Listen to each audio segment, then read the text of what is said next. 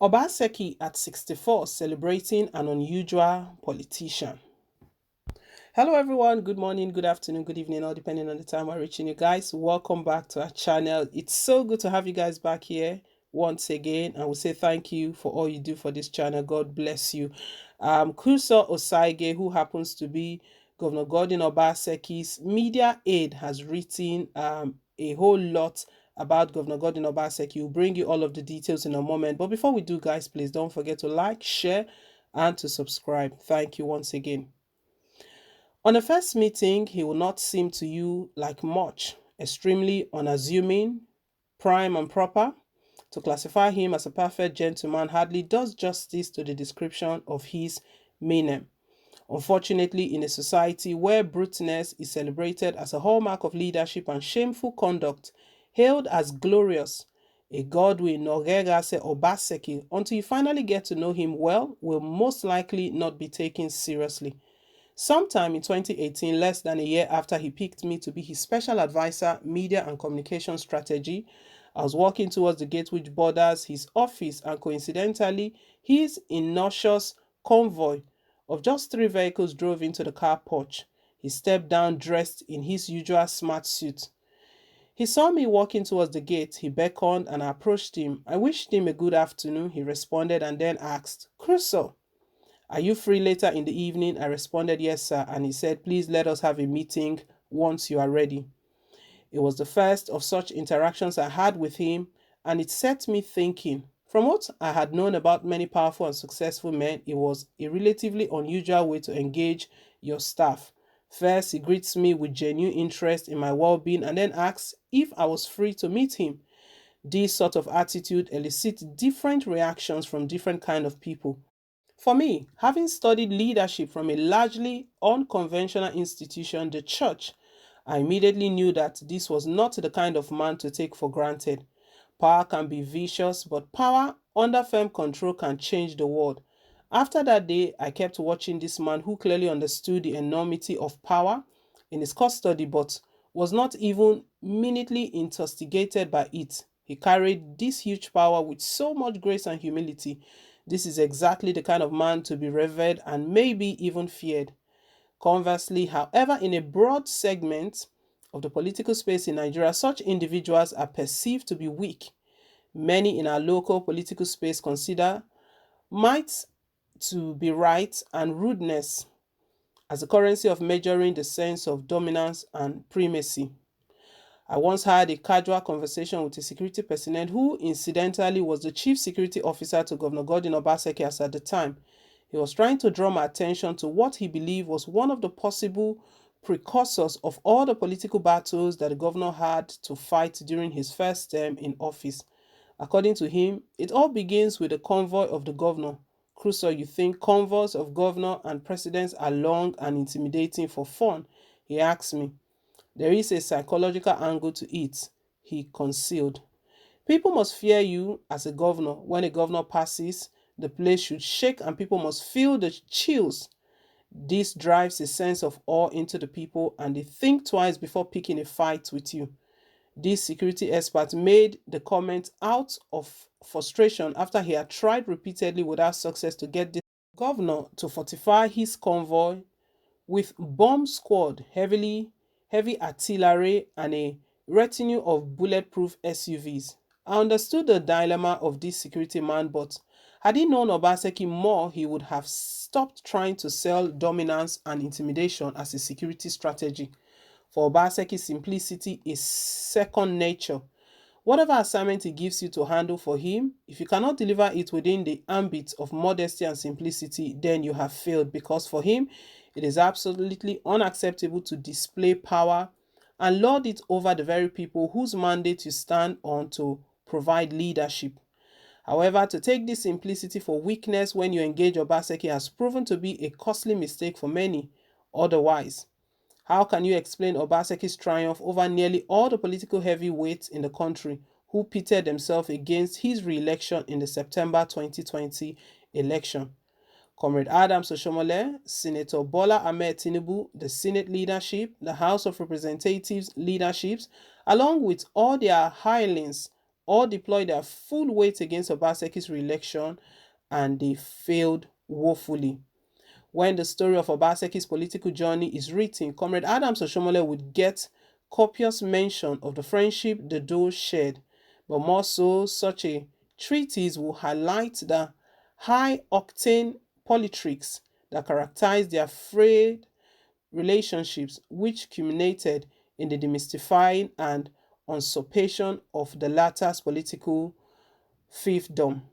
Obaseki became governor of Edo State in 2016 in what many people believe to be the making of Oshomole, as he supposedly deployed his political arsenal to install his successor.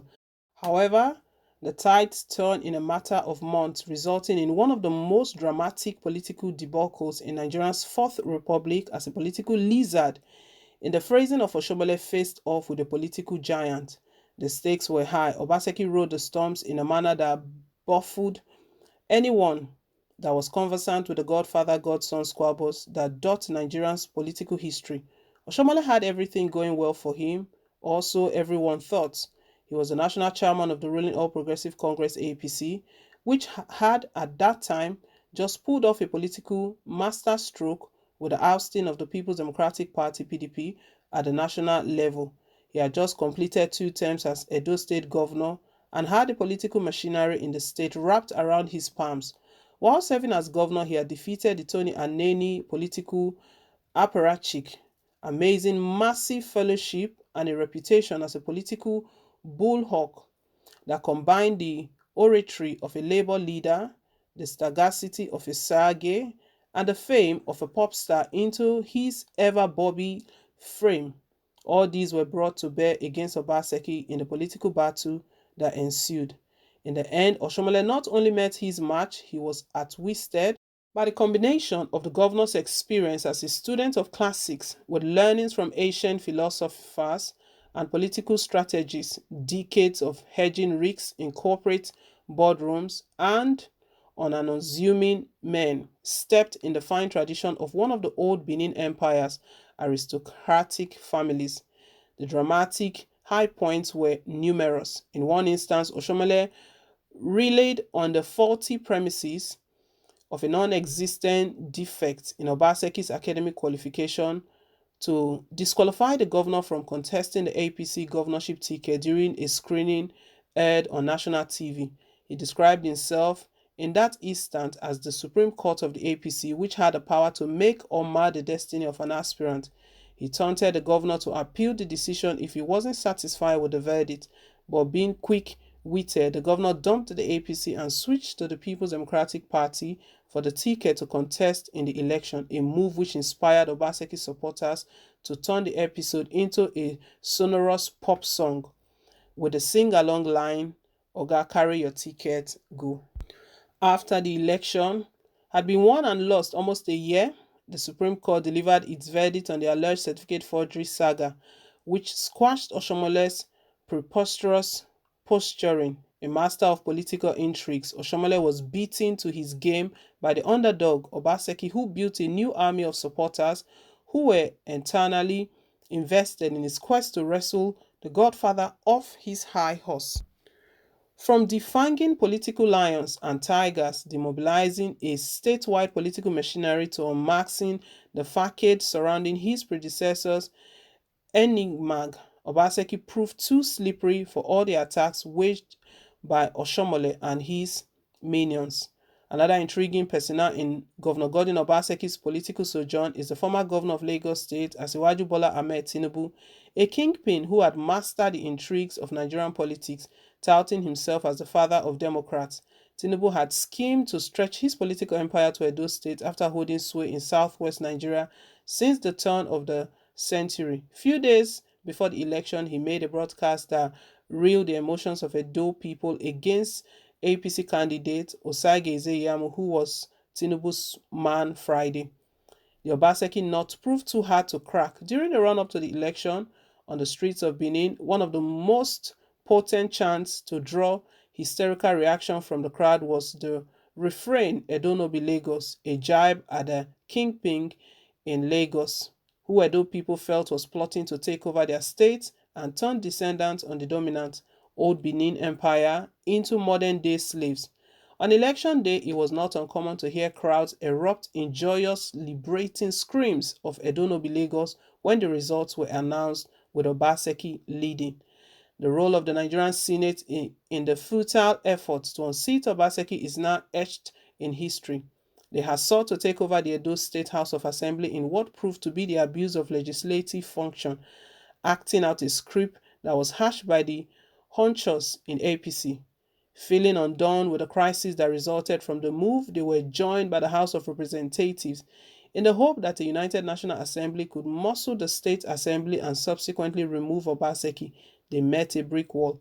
Nonetheless, with the High Court in Port Harcourt validating the proclamation of the Assembly by Governor Godwin Obaseki, the APC National Working Committee also collapsed the whims of Oshomole, who usurped their powers on his vengeful mission to remove Obaseki. These schemes came to naught, turning the Obaseki story into a legend in Nigerian political space.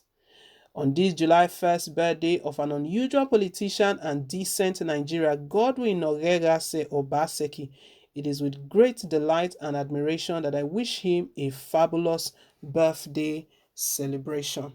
Wow, what a write-up. All of this came from Obaseki's media aide, Crusoe or Saige. Well, guys, let's hear your take down below in the comment section. Thank you once again for staying tuned. Please don't forget to like, share, and to subscribe. Till I come your way again with more updates. Bye.